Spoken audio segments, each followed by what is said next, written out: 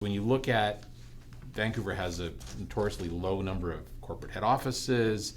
How do you create jobs in the city of Vancouver? What's the city's role for So that? I think there's a few things that the city needs to do. I mean, it does have a role because it's looking at people as they're just a piggy bank for tax revenue.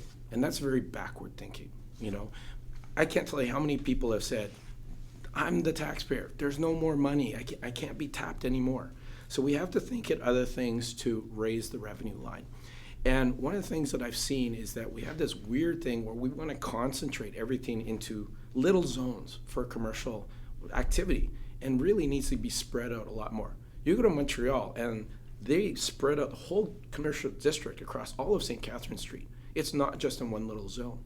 So by spreading it out, we can bring in more people because they're not all jammed into one place.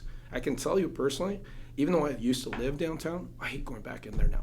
Now that I've moved out into Strathcona, it's much more peaceful. The traffic I can deal with, but the thought of having to go back in there, it's like I'm going into a war zone.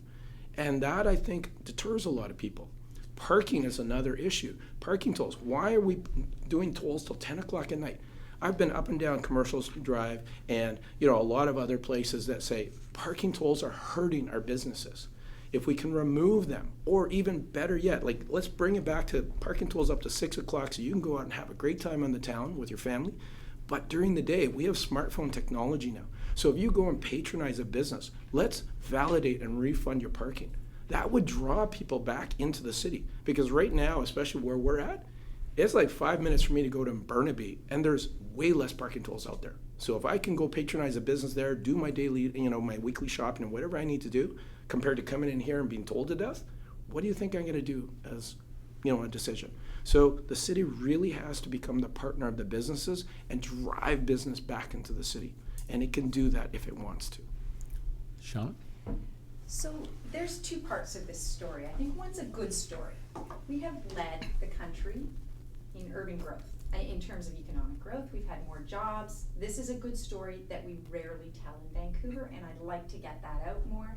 There's some work that's gone on in the last, I would say, 10, 15 years that has really rejuvenated the economy here, and if we've lived here for any length of time, you see it, you know it. Now, where I'm really concerned is what's happening to our small businesses. We have a situation in this city where, because of our own zoning, where we've gone and we've taken those arterials and we've said that's where we're going to put housing, we've changed the nature of our high streets.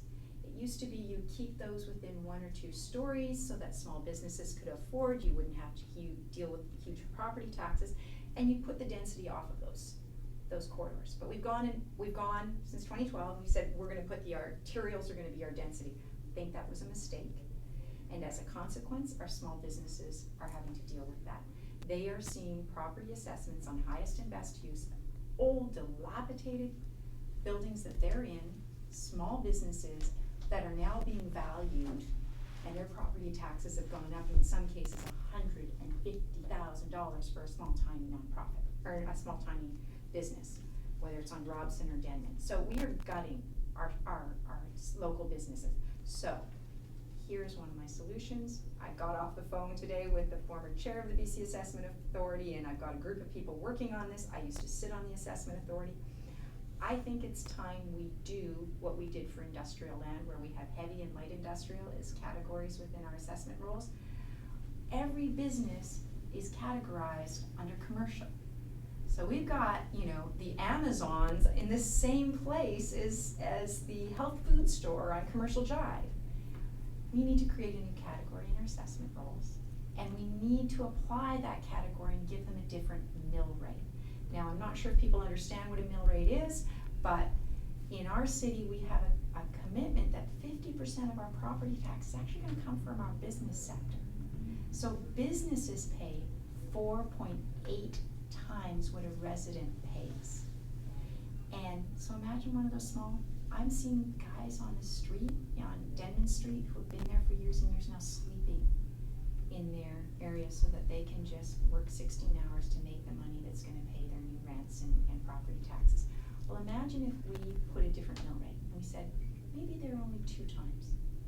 Maybe this local business only gets a mill rate of 2 times.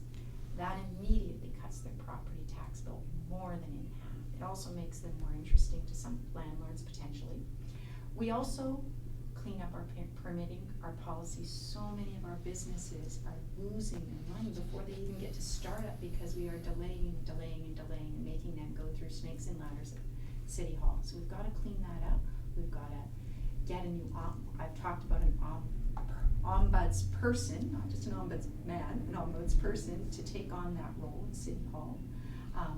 I've also talked about really extending the BIAs. We don't have BIAs that represent, those are business improvement associations. They don't represent all of the small businesses in the city.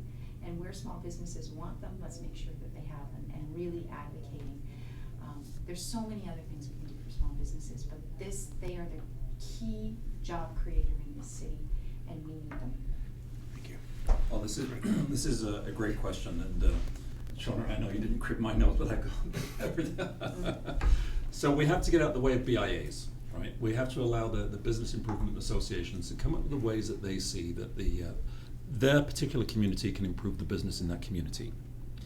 We have also advocated a small business ombudsperson. I agree with you. Thank you. Yeah, absolutely. Because we need to deal with the sky-high and rocketing lease rates. Someone's got to advocate for businesses on that.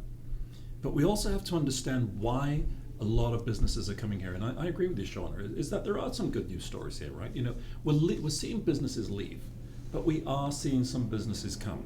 And the tech sector. So it's our role, it's our view to see that we make Vancouver the Cayman of crypto. We want to see blockchain and data sciences come here. We want to see these businesses explode and incubate in Vancouver because they are billion-dollar businesses generally run by very young people. We want that money here and incubated here, and where we're teaching people how to do those businesses here. We've got great people. The reason that Disney, Electronic Arts, Microsoft, Amazon are coming here is because our people are the best. Right? We have great people. We have multiple languages being spoken. Our universities and our technical college are best in class. Our CAP College, our BCIT, we're producing the best people for these jobs. We want to make sure that we don't slow that down, and that we do increase the ability for people to get permits to do their businesses. We're on the cusp of Asia. We're a great spot for people to come and do business. You don't have to go to China. You don't have to set up a business in Beijing. You can set it up in Vancouver and have Mandarin speaking people working in your business here. We see our role and responsibility as making Vancouver the incubator of great business and bringing big business here. We want to see a lot of investment in our business in Vancouver. So to that point, the idea of a different mill rate for locally owned sort of small business, however that may be defined, does that mean that it would put more of a tax burden on bigger international businesses that have an operation here? And if so, would that be okay?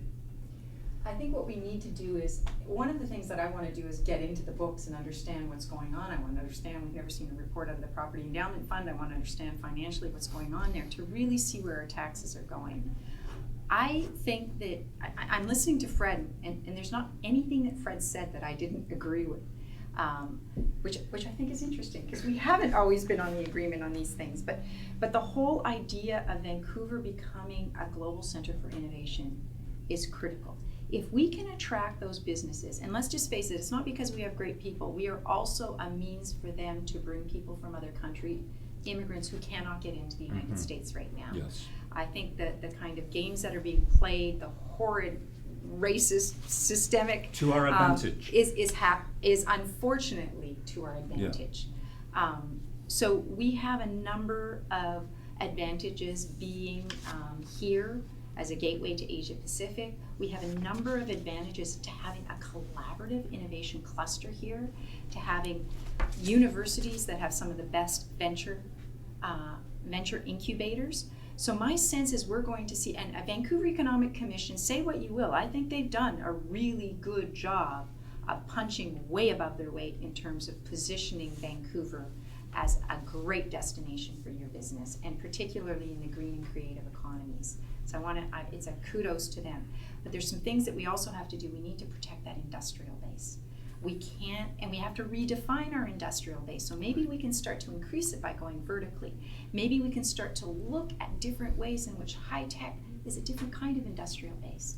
So there's a whole range of things that a city can do to support. But I actually think, to answer your question, Jan, we're going to see growth in this area, and that means new taxes.